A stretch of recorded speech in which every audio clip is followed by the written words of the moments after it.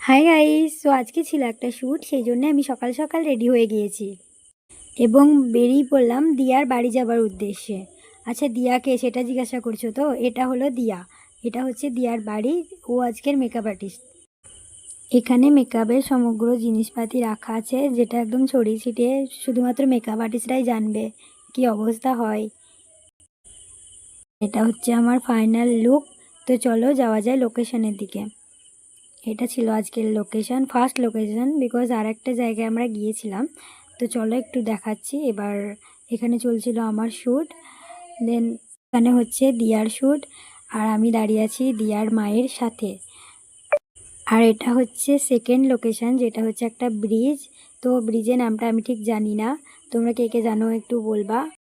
এসেছিলো দুটো পার্সেল, আর প্যাকেজিংটা ছিল খুবই দুর্দান্ত।